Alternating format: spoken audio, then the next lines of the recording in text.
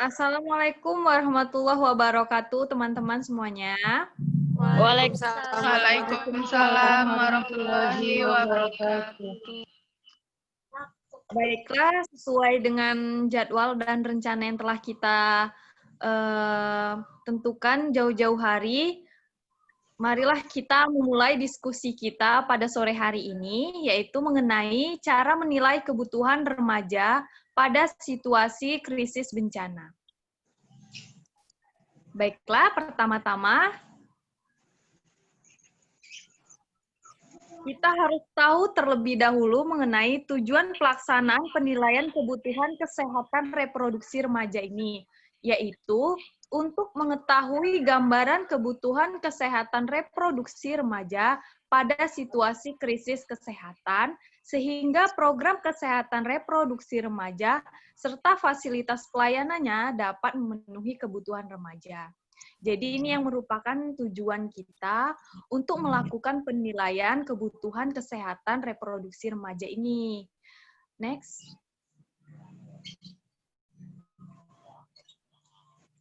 Nah, siapa-siapa saja pihak yang berperan dalam penilaian ini, yaitu pengolahan program KIA atau kesehatan keluarga di tingkat kabupaten atau kota yang ditunjukkan sebagai penanggung jawab dalam program kesehatan reproduksi remaja.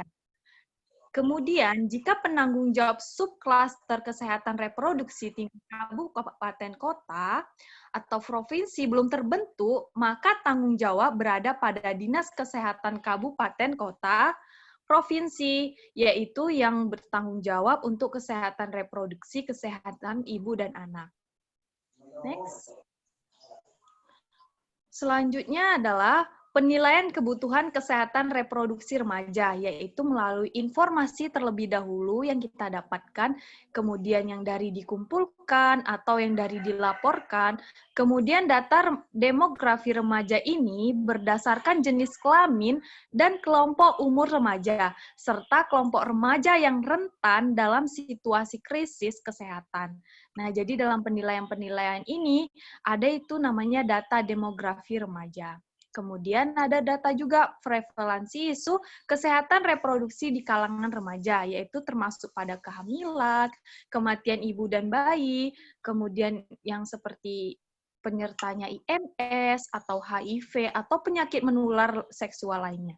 Kemudian ada juga kerentanan remaja dan praktek-praktek berbahaya, termasuk paparan terhadap kekerasan dan eksploitasi seksual, perdagangan orang, seks, komersial, dan praktek-praktek tradisional seperti mutilasi genitalia.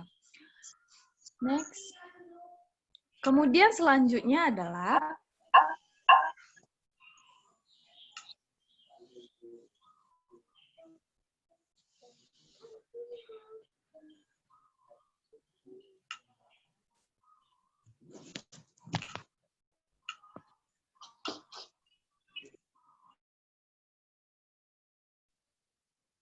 bisa, Elvi.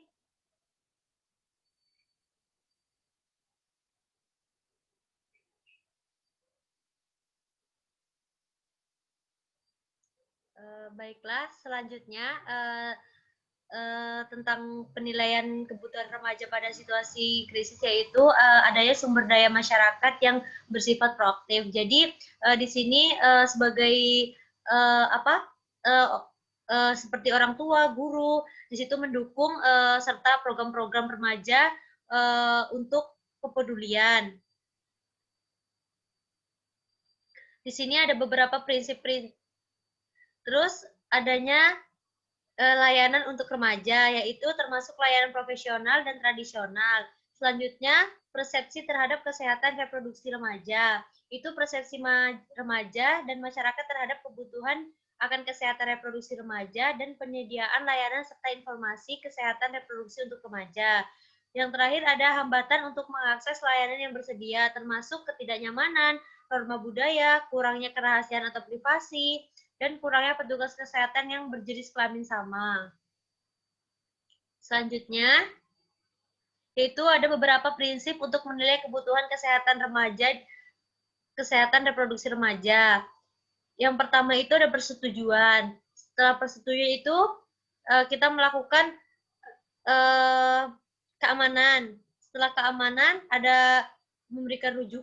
Terus kalau semuanya sudah aman, kita melakukan persetujuan berdasarkan informasi, ada partisipasi, terus kerahasiaan dari data tersebut, privasi, kita tidak boleh memberikan informasi ini ke sembarang. Setelah itu kita melakukan rujukan. Lanjut. Prinsip penilaian kebutuhan reproduksi remaja itu yang seperti tadi kita jelaskan, melakukan persetujuan, setelah itu keamanan, yaitu dengan petugas itu harus aman, pastikan adanya petugas di sekitar kita gitu.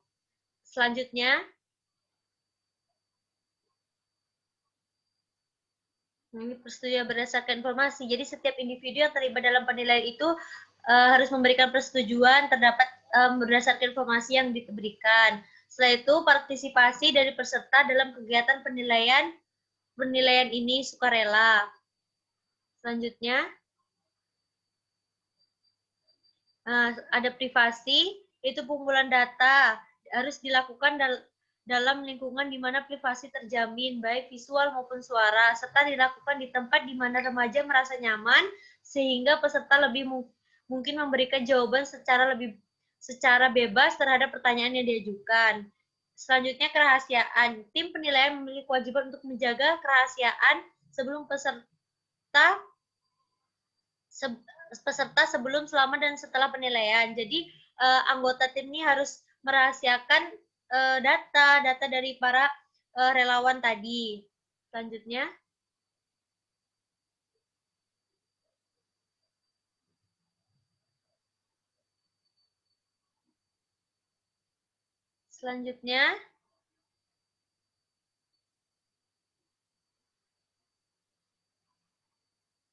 Ilva, selanjutnya.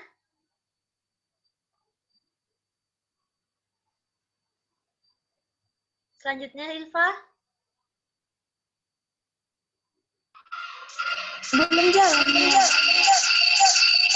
Selanjutnya. Di sini udah loh, di sana. Dan ini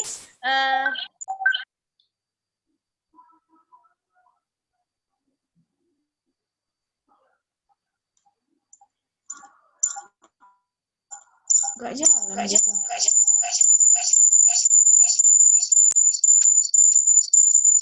baik, baru setelah itu langkah-langkah dalam melakukan penilaian.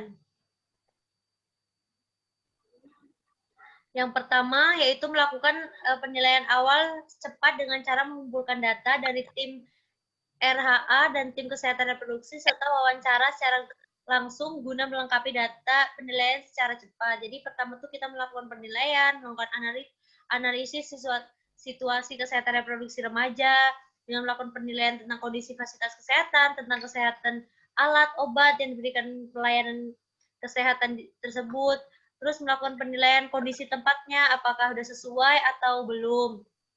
Selanjutnya, nah yang terakhir, jika terjadi bencana berskala besar, jadi perlu lembaga atau organisasi yang bekerja di bidang kesehatan reproduksi remaja berdasarkan data PPAM, kesehatan reproduksi, yaitu data ini menggambarkan tentang nama organisasi, programnya apa, wilayah kerja, dan kontak person yang dapat dihubungi, sehingga dapat tergambar apakah terdapat program atau pelayanan kesehatan reproduksi yang ramah remaja, serta tergambar apakah ada program dukungan kesehatan jiwa dan psikososial remaja. Jadi berdasarkan data ini akan tergambar kelompok atau organisasi remaja yang aktif di masyarakat. Setelah itu melakukan survei kesehatan reproduksi remaja dan menilai fasilitas pelayanan dengan menggunakan instrumen yang berbasis fasilitas. Baiklah, mungkin hanya ini yang dapat saya sampaikan. Baiklah, bagi teman-teman, bagi yang kurang paham atau yang sudah mengerti, kita melakukan diskusi ya. Bagi teman-teman yang mau bertanya, silakan. Izin bertanya, Vi. Iya. Tadi dalam langkah-langkah dalam melakukan penilaian, kan ada penilaian awal itu dengan mengumpulkan data. Itu mengumpulkan datanya tuh gimana ya? Melalui apa gitu? Oh, baik. Buat teman-teman ada yang bisa jawab?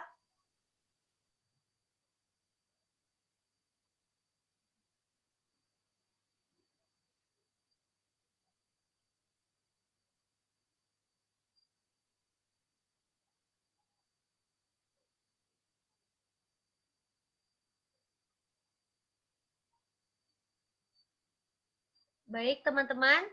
Baiklah, di sini saya akan menjawab pertanyaan dari Atika. Tadi pertanyaannya yaitu langkah awal dalam melakukan penilaian kan yang pertama apa tadi, Tik? Pertanyaannya pengumpulan data. Bagaimana apa tadi pertanyaannya? Cara mengumpulkan datanya. Ya, dari mana aja bisa didapatkan data Jadi tersebut? cara untuk mengumpulkan data ini yaitu kita bisa langsung survei ke lapangan gitu kan, melakukan penilaian langsung di lapangan tentang kondisi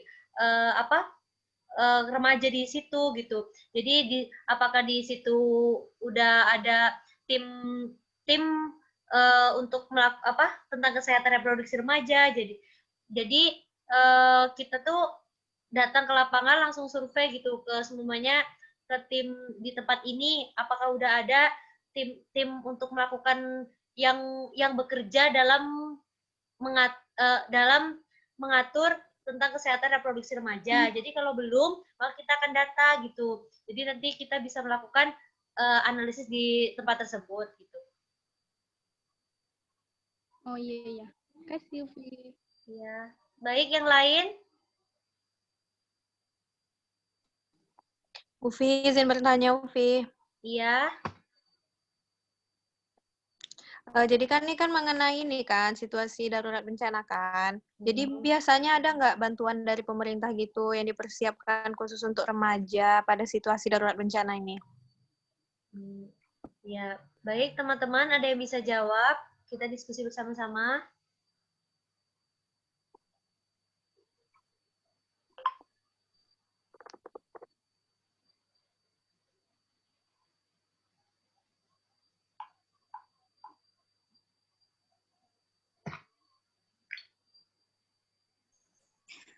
Baik, saya.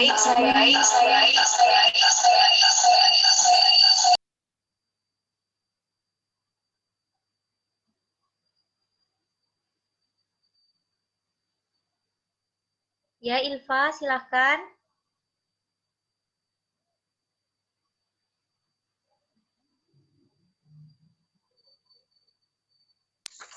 Baiklah, saya akan mencoba menjawab pertanyaan dari Saudari Olive. Yang pertama, kita mungkin membutuhkan dukungan dari berbagai pihak. Sebagai contoh, misalnya dari Kementerian Sosial, yang dapat memberikan dukungan seperti penyediaan rumah perlindungan yang aman atau pos khusus untuk penyintas kekerasan seksual. Sehingga diharapkan tidak terjadinya kekerasan seksual pada remaja. Mungkin itu saja yang bisa saya jawab. Saya kembalikan kepada Olive, apakah sudah dapat dimengerti? Iya, udah. Makasih, Ilva. Iya, sama-sama. Jadi, teman-teman yang lain ada yang ingin bertanyakan lagi atau ada yang ingin menanggapi? Silahkan.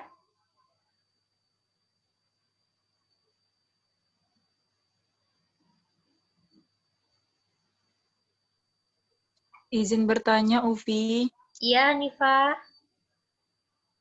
Kan kita ini membahas tentang memenuhi kebutuhan remaja. Setelah kita nilai tentang apa saja kebutuhan remaja, jadi apa sih upaya kita sebagai bidan dalam memenuhi kebutuhan remaja terhadap kekerasan seksual saat terjadi krisis bencana?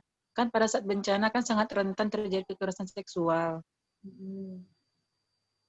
Oke, baik. Teman-teman ada yang ingin menjawab atau ingin menanggapi? Silahkan.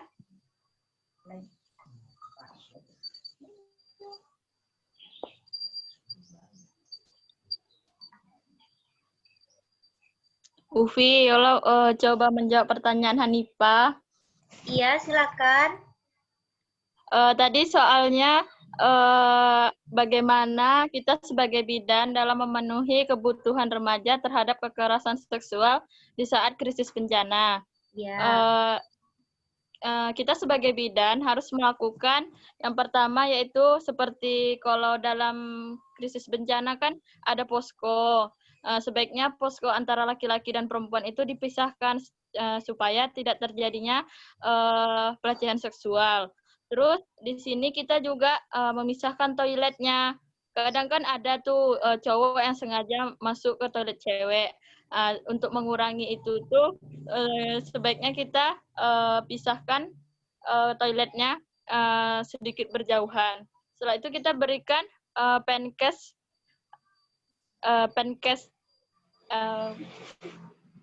udah kayak gitu aja, Vi. Baik, terima kasih Yola. Baik, Hanifa, apa sudah jelas jawaban dari Yola? Sudah, Ufi. Baik, teman-teman, silakan ada yang ingin menanggapi lagi. Davi, izin tanya, Vi. Iya, Nisa. Seperti yang kita tahu, setelah terjadinya bencana, otomatis kita mengalami trauma. Nah, sebagai bidan, apa sih yang kita lakukan kepada remaja-remaja untuk mengatasi trauma pada remaja tersebut? Apa sih kegiatan harus kita lakukan supaya bisa membuat mereka kembali seperti normal lagi? Baik. Baik, terima kasih Anissa. Teman-teman ada yang ingin menjawab? Atau yang menanggapi, silakan.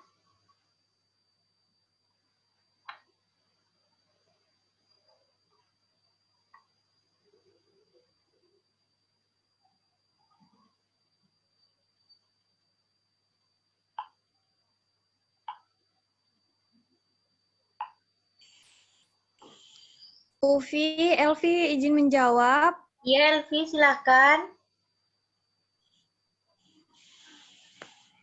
Kalau menurut Elvi sendiri nih, kalau misalnya terjadi trauma pada remaja pasca bencana, kita bisa memberikan motivasi kepada remaja tersebut karena kita juga tahu bahwasanya remaja ini usia remaja itu emosionalnya itu biasanya lebih meningkat, makanya kita harus memberikan pertama itu motivasi kepada dia, yakinkan bahwasanya ini tuh bisa kita jalani semuanya dengan baik-baik, kita motivasi dia agar pendirian dia itu kuat.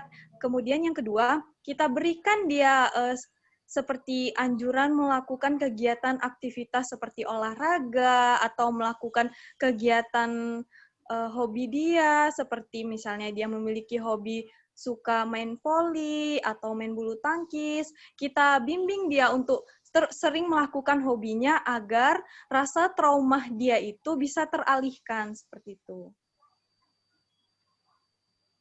Bagaimana, Nisa? Cukup paham atau cukup jelas? Udah cukup, Jasvi. Terima kasih, Vi. Izin menambahkan, teman. Silakan. Jadi peran orang tua di situ juga sangat penting karena orang tua yang sangat dekat dengan remaja tersebut. Jadi peran orang tua harus ikut serta dalam mengatasi masalah yang dihadapi oleh remaja tersebut. Mungkin itu saja, Ufi, Anissa. Ya, makasih.